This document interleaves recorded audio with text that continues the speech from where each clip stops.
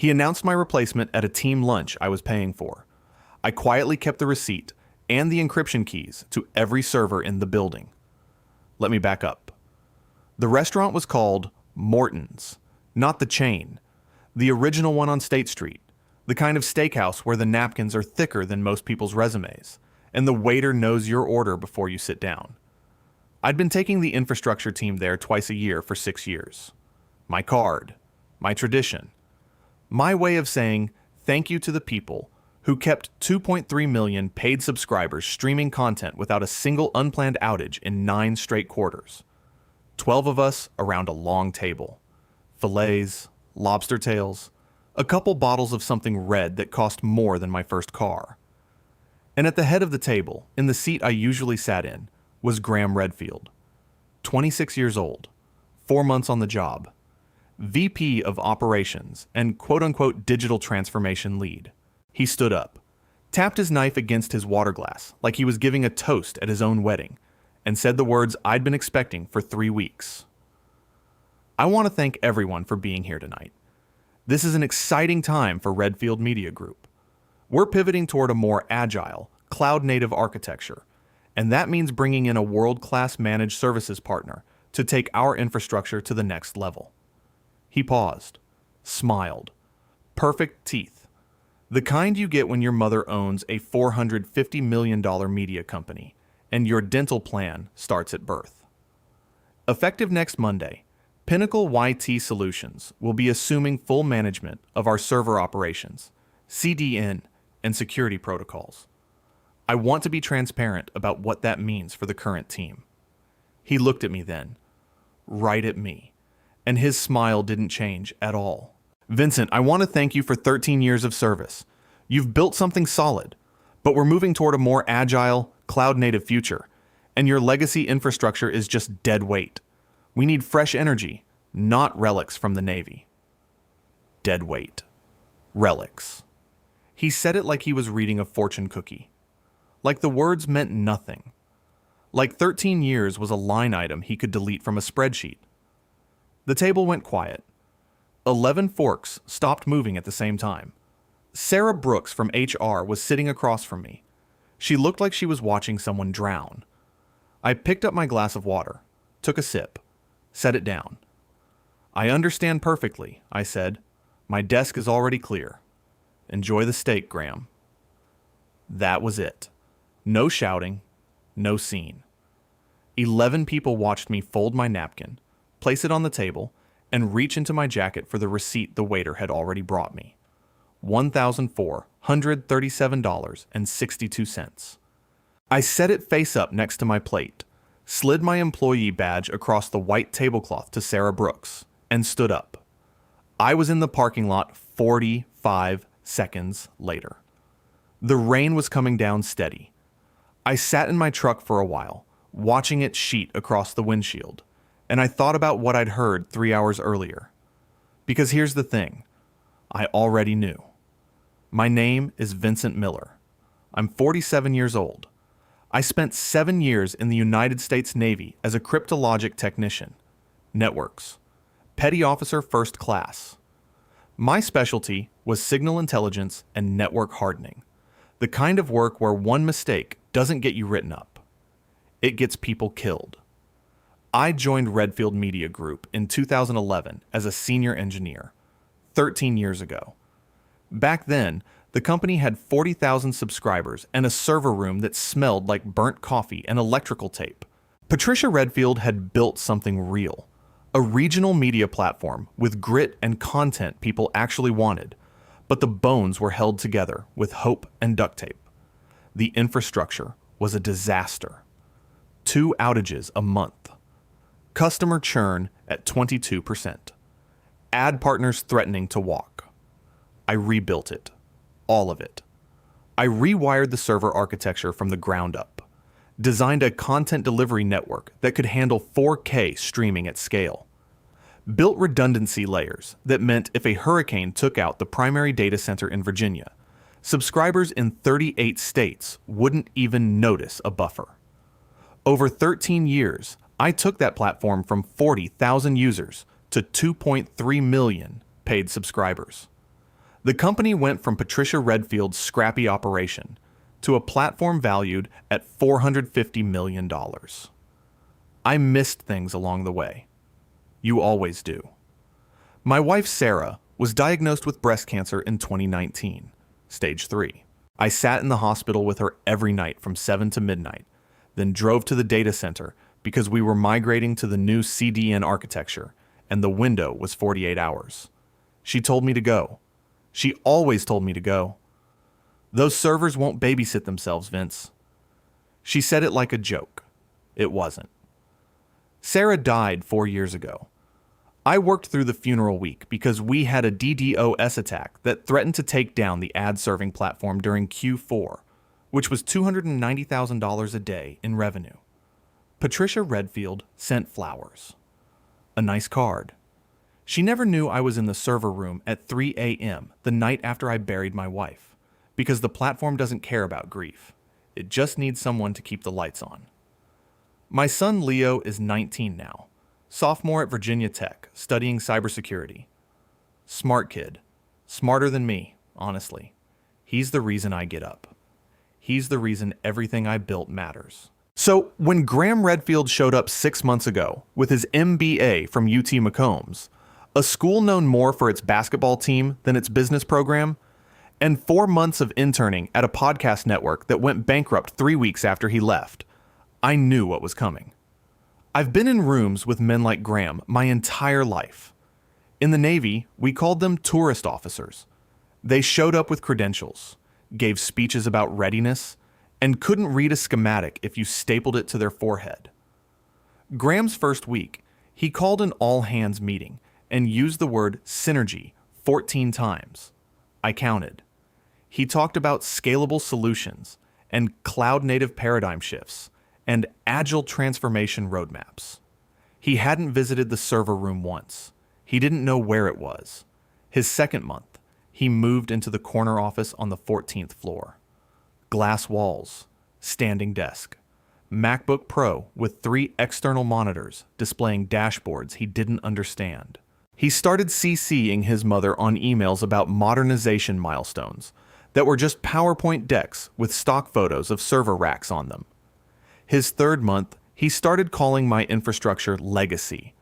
Legacy is a word that people who build things use with pride. It means something lasted. Graham used it the way you'd say cockroach, something old, something to be exterminated. And then came Tuesday. 3 hours before the steakhouse, I was walking past Graham's office on the 14th floor. The door was cracked. Hallways in that building carry sound better than people realize. Something about the HVAC ducts and the glass partitions. I'd mentioned it to facilities 3 years ago. Nobody fixed it. Graham was on the phone. Speaker. I could hear every word. No, Mom, it's handled. Miller won't cause problems. He's got a kid in college and a mortgage.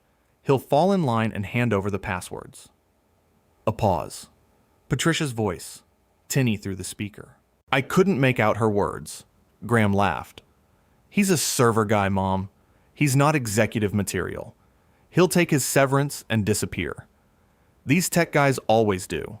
They don't have the stomach for a fight. I stood in that hallway for 11 seconds, listening to a 26-year-old who couldn't configure a firewall if his life depended on it, explain to his mother why a man who spent 7 years protecting classified naval communications would simply roll over and hand over the keys. The keys. That's the part Graham didn't understand. That's the part nobody understood, except me and one other person. In 2018, 4 years before Graham Redfield knew what a CDN was, I built something. On my own time. On my own equipment. A server rack in my garage, purchased with my own money, running on electricity I paid for, during nights and weekends when Leo was asleep and the house was too quiet without Sarah. I built a hardware-level entropy encryption system. Patent number 9,122,844, filed with the USPTO under my name. My name. Not Redfield Media Group, not Patricia Redfield. Vincent Miller. The system works like this. Every server in the Redfield farm is locked behind physical hardware security modules. Not software keys, not passwords you can reset. Physical tokens, YubiKey-style devices that perform a rotating cryptographic handshake every 48 hours. Without that handshake, the CDN authorization expires. The content delivery network goes dark. Every stream, every ad, every subscriber login, all of it dies. And the tokens are mine. When I brought the system to Patricia in 2018, I did it right. I called my buddy Thomas Wright. Tom and I served together in the Navy. He became an IP attorney. Sharp, meticulous, the kind of lawyer who reads footnotes for fun. Tom looked at my employment agreement. Section 8C, Intellectual Property Reversion. It was clear as glass. Any technology developed outside of company hours on personal equipment remained my property. Standard language, the kind of clause companies put in contracts because their lawyers tell them to, and then never think about again. So we structured it properly. I licensed the encryption protocol to Redfield Media Group for $1 per year. $1. And the licensing addendum contained a single critical clause, a termination for convenience provision. If Vincent Miller is terminated without cause, the license expires immediately.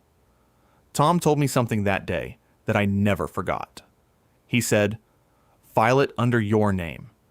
You can always assign it later if you want to, but keep the option." I kept the option. They never asked me to assign it. 13 years, and not a single person in legal, in HR, in the C-suite ever read Section 8C or the 2018 IP licensing addendum. Both documents were notarized and filed in a secure off-site vault. So when I sat in that parking lot at Morton's, rain hitting the windshield, 142 potential phone calls ahead of me that I would never answer, I wasn't angry. I wasn't panicking. I was counting to 48. Because in exactly 48 hours, every server in that building was going to ask for a handshake, and the only hand that could answer was mine. I pulled out of the lot, drove home, walked in the door, and Rex lifted his head from the couch, tail thumping once against the cushion. He always knew. I poured 3 fingers of bourbon. The good stuff, not the daily drinker. I picked up my phone and made one call. Not to Patricia, not to Graham, not to Sarah Brooks. I called Thomas Wright. "Tom, it's Vince. Tell me. They terminated me today, without cause, effective immediately." Silence for 3 seconds. Then Tom's voice, steady as a metronome. "Then the license expired the moment you walked out that door. You know what happens in 48 hours. I know exactly what happens in 48 hours. You want me to do anything?" "Not yet. Just make sure the filing is current and the vault is secure." "Already is. Has been since 2018. I hung up, took a sip of bourbon, looked at the photo of Sarah on the mantle. She was laughing in it. Leo's 3rd birthday. Cake on his face, her hand on my shoulder. I sat there for a long time. Rex put his head on my knee. 48 hours. Tick, tick, tick. If you've ever had a boss or been in a situation like this, hit that like button and subscribe. I set my phone on the kitchen table, screen down. Then I turned it off, not silenced, off. I went to bed at 9:15. Slept better than I had in 6 months. Wednesday morning, I woke up at 5:30. Same time I'd been waking up for 20 years. Difference was, for the first time in 13 of those years, I didn't reach for my phone to check server status alerts. I made black coffee, stood on the back deck in the cool air, and watched the sky turn from gray to pale blue over the tree line. Rex sat next to me, ears up, watching a squirrel work its way across the fence. Quiet morning. The kind of quiet that used to make me anxious, because quiet meant I was forgetting something. Some patch that needed deploying, some firewall rule that needed updating, some vendor call I was supposed to join at 6 a.m. Eastern because the team in the Virginia data center had flagged an anomaly. Not anymore. I drank my coffee, poured a second cup. Then I called Leo. "Hey, Dad, everything okay?" You never call on a Wednesday. "Everything's fine. You got classes Friday?" "Just a morning lab." "Why?" "I was thinking we could drive out to the lake. Do some fishing. Leave Thursday morning. Come back Thursday night." Silence for a second. Then, "Dad, are you dying?" I almost laughed. "No, Leo. I just want to go fishing with my kid. We haven't done that since before Mom." "I know." More silence. Then, quieter. Yeah, I'd like that." I packed the truck Wednesday afternoon. Rods, tackle box, cooler with sandwiches, and water. The old canvas chairs Sarah bought at a yard sale in 2016 that I'd never gotten around to throwing away. Rex jumped in the back seat without being asked. I left my phone on the kitchen counter. Screen down. Still off. 31 hours. At Redfield Media Group, I imagine Wednesday was business as usual. Graham probably spent the morning in his glass office on 14, feet up on the standing desk he never actually stood at, drafting a LinkedIn post about bold leadership decisions and the courage to modernize. I can picture him composing it, backlit by 3 monitors showing dashboards he couldn't interpret, selecting a professional headshot with his jaw tilted slightly upward. Marcus Taylor from Pinnacle IT Solutions probably arrived sometime Wednesday afternoon. I'd looked up Pinnacle once when Graham first started name-dropping them in meetings. Decent managed services outfit. Good at what they did, which was maintaining standard enterprise environments. Microsoft Stacks.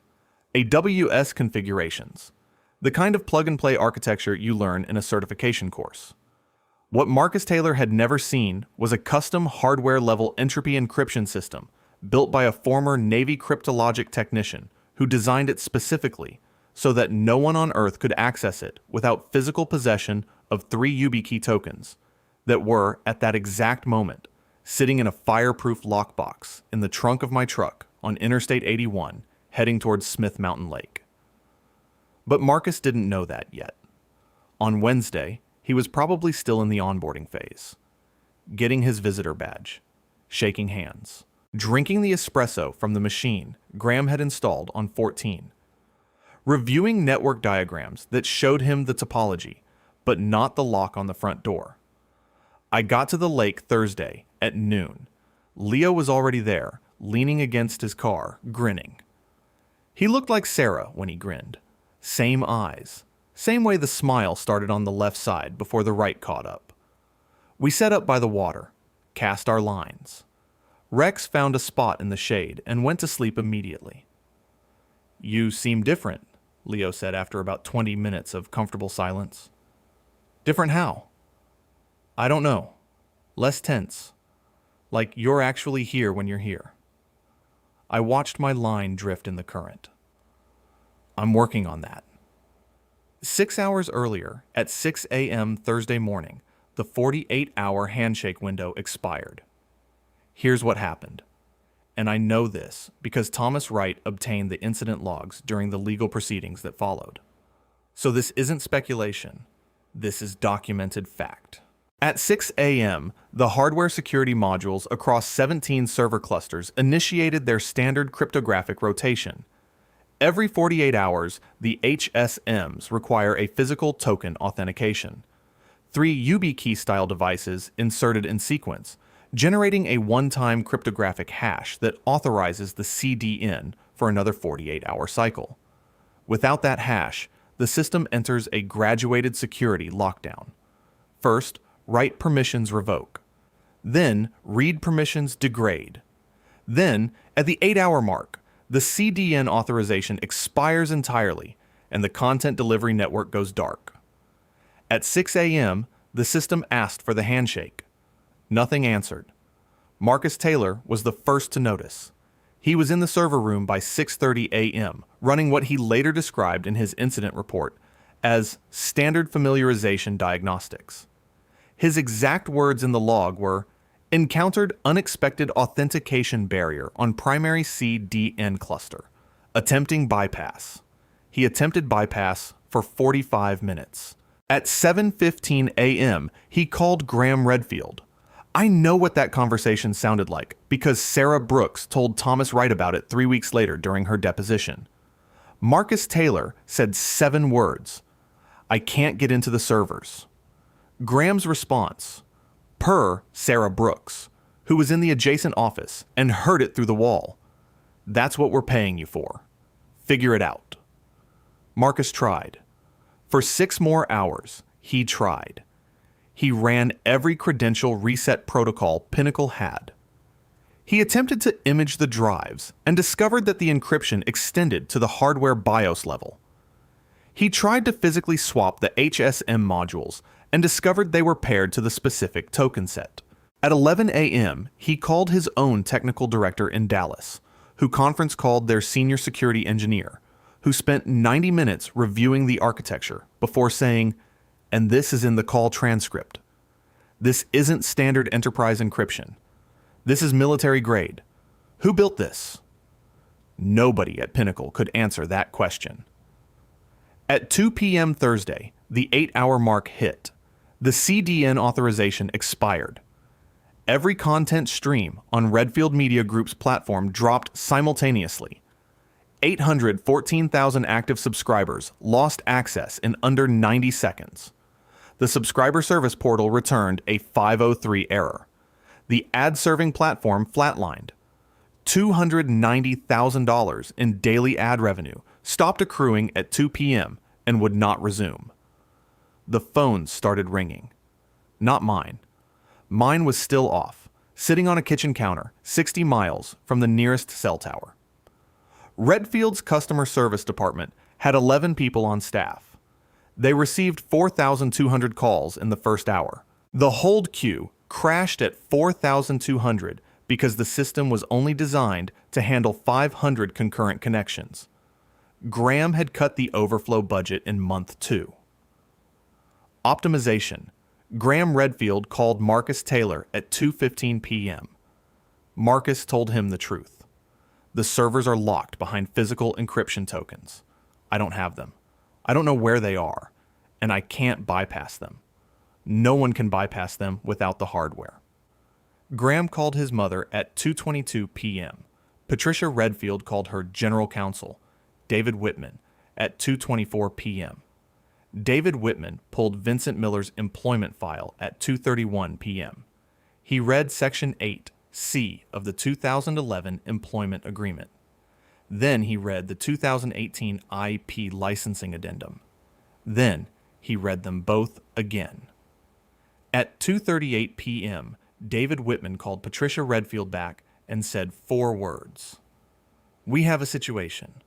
Patricia asked what kind of situation. The encryption system. Patent number 9,122,844. It's not ours. It was never ours. It's licensed to us under an addendum your son apparently never reviewed. The license terminated automatically when Vincent Miller was fired without cause on Tuesday. Silence on the line. 7 seconds. What are you telling me, David? I'm telling you we can't bypass it, Patricia. The keys aren't in the code. They're physical tokens. And according to Section 8C, we don't own them. Vincent Miller does. I caught a smallmouth bass around 3 p.m., maybe 3 pounds. Leo caught one bigger and wouldn't shut up about it, which was fine. Rex barked at a turtle. The sun was low and warm through the trees, and the water was doing that thing where it turns copper in the late afternoon light. My phone was still off. The missed calls were accumulating on a device that wasn't listening. By Thursday evening, the counter would reach 47. By Friday morning, 89. By Friday at noon, 142.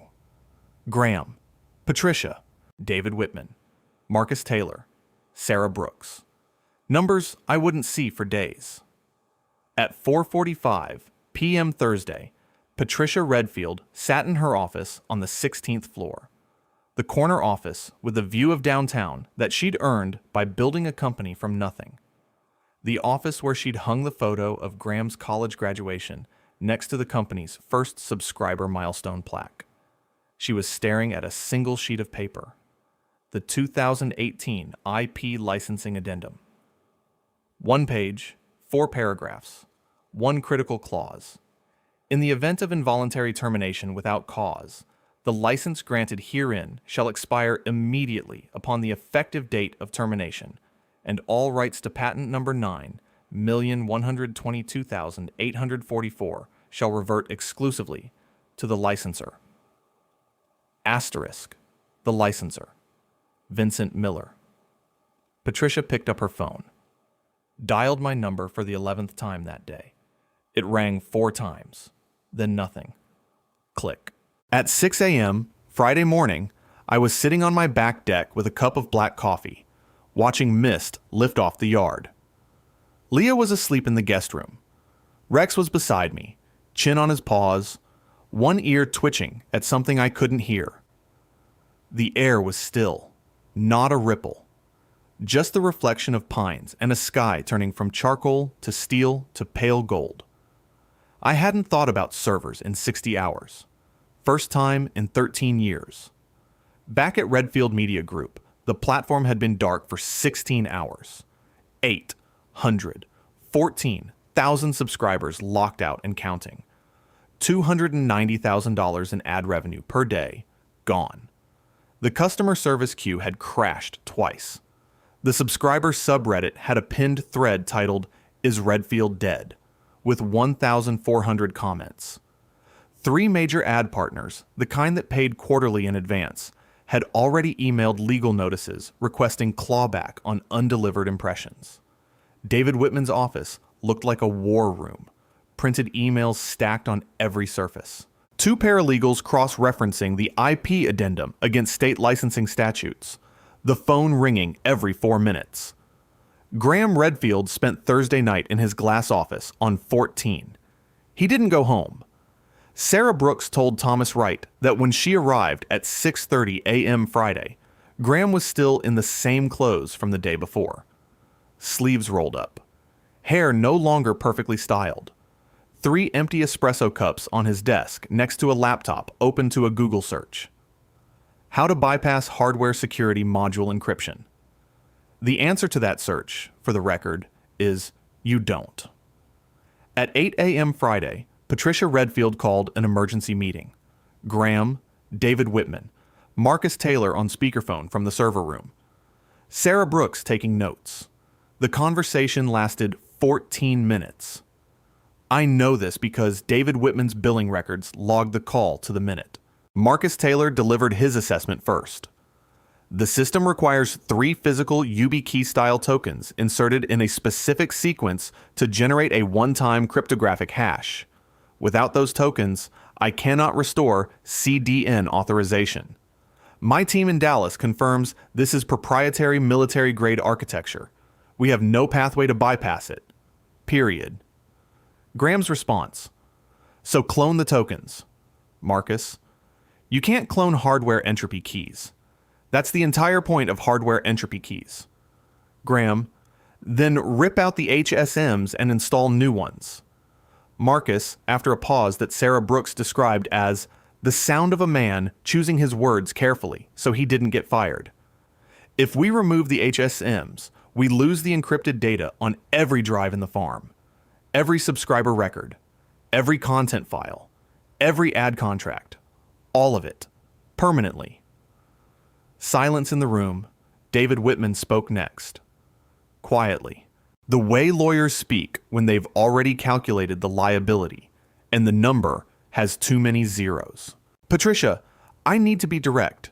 Vincent Miller owns patent number 9,122,844. The licensing addendum is valid, notarized, and filed. The termination clause is unambiguous. When Graham fired him Tuesday without cause, the license expired that same hour.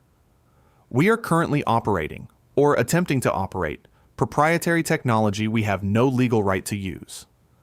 Every hour we spend trying to bypass his system without his authorization is an additional count of willful patent infringement under federal statute. The exposure is not theoretical. It's accruing. Patricia Redfield asked one question. How much exposure? If he files, and his attorney is Thomas Wright, who I've dealt with before, and who will absolutely file, we're looking at statutory damages starting at $2.4 million and climbing. That's before the subscriber class action for service interruption, which is inevitable, before the ad partner clawbacks, before the SEC takes an interest in a $450 million platform that can't serve content because the CEO's son fired the only person who held the keys. The room was quiet for 11 seconds. Sarah Brooks counted. Then Graham said, "This is a shakedown. He planned this." Patricia turned to her son. Sarah Brooks described what happened next as the single most uncomfortable moment she'd witnessed in 23 years of HR work. "Graham, did you read his employment agreement before you fired him?" "I reviewed the relevant sections." "Did you read Section 8C? That's a standard IP clause. Every company has one." "Did you read the 2018 licensing addendum?" "Nothing." "Did you know it existed?" "Nothing." "Did you consult David before terminating the man who built every system this company runs on?" Graham straightened his tie, adjusted his cuffs, the performative gestures of a man who had no performance left. "I made a strategic decision to modernize the infrastructure. The board will back me on this." "There is no board, Graham. I own this company, and you just destroyed it." Patricia Redfield stood up. She looked at David Whitman, then at Sarah Brooks, then back at her son. "You're terminated. Effective immediately. Fiduciary negligence. Sarah, process it today." Graham started to speak. "Get out of the building, Graham. Take your MacBook. Leave your badge." Security escorted Graham Redfield out of the 14th floor at 8:27 a.m. Friday. He walked past the same glass office he'd moved into 6 months ago, past the standing desk, past the 3 monitors still displaying dashboards that no longer connected to anything. The exit took 90 seconds. At 9:15 a.m. Friday, Patricia Redfield set up a Zoom call. She invited one person. I turned my phone on at noon, sitting on the back deck. Leo was inside the house, reading on the couch. Rex was asleep in the sun. The phone took 45 seconds to boot up. When it connected to the cell network, the notifications arrived like a dam breaking. 142 missed calls, 67 text messages, 23 voicemails, emails I didn't bother counting. I scrolled through the missed calls. Graham, Patricia, David Whitman, Marcus Taylor, Sarah Brooks, numbers repeating like a drumbeat. I listened to one voicemail, Patricia's, timestamped 9:22 a.m. Friday. Her voice was steady, but I'd known Patricia Redfield for 13 years. I could hear the fracture underneath. "Vincent, it's Patricia. I understand if you don't want to speak to me. I understand if you never want to speak to anyone at this company again. But I am asking you, personally, to join a Zoom call at your convenience. I've removed Graham from the company as of this morning. I'm not calling to threaten you or pressure you. I'm calling because I built this company over 30 years, and right now it's dying, and you're the only person alive who can save it. My number is the same. Call me when you're ready. Please." I set the phone down, looked at the yard. Leo stepped onto the deck. "Everything okay, Dad?" "Yeah, I need to make a call. Give me 20 minutes. I walked to the railing, leaned against the wood, called Thomas Wright. "Tom, they fired Graham this morning. Patricia wants a Zoom." "I know. David Whitman called me an hour ago. He's terrified." "What do you think?" "I think you hold the keys to a $450 million platform. The license is legally terminated. You have a valid patent, and they've been attempting unauthorized access to your technology for 31 hours. I think you can name your terms. Draft them. I'll call Patricia at 3 o'clock. At 3 o'clock p.m. Friday, I sat on my back deck with my laptop open and Rex asleep behind me. Leo was inside the house. I could see him through the sliding glass door. The Zoom connected. 2 faces on my screen. Patricia Redfield, 64 years old. founder of a company she'd built from a regional newsletter into a $450 million media platform. She looked like she'd aged 5 years in 3 days. David Whitman, general counsel, legal pad in front of him, pen in hand, not writing. Patricia spoke first. Vincent, thank you for joining. Patricia, I owe you an apology. Not a corporate apology. A personal one. I let my son make a decision that he had no business making, about a person he had no capacity to understand. I failed you, after 13 years of loyalty that I did not deserve. I let the silence sit for 4 seconds. Then, I appreciate that. What do you need, Vincent? I've had Thomas write draft terms. I'll send them to David after this call, but I'll summarize. I looked at the screen. Steady hands, calm voice. 7 years in the Navy taught me that the person who controls the room is the person who doesn't need to raise their voice. I want the title of Chief Technology Officer, permanent, reporting directly to you, not to any future VP of anything. I want a $450,000 annual salary, a $1.2 million signing bonus payable within 30 days, and a 2% equity stake in Redfield Media Group, vested immediately. David Whitman's pen was moving now. In exchange, I will relicense patent number 9,122,844 to the company under a new long-term agreement. I will restore CDN authorization and bring the platform back online, and I will continue to build and maintain the infrastructure I've spent 13 years building. Patricia didn't hesitate. Done. One more thing. Name it.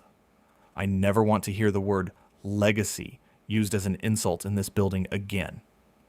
Patricia's eyes glistened. She nodded once. Done, Vincent.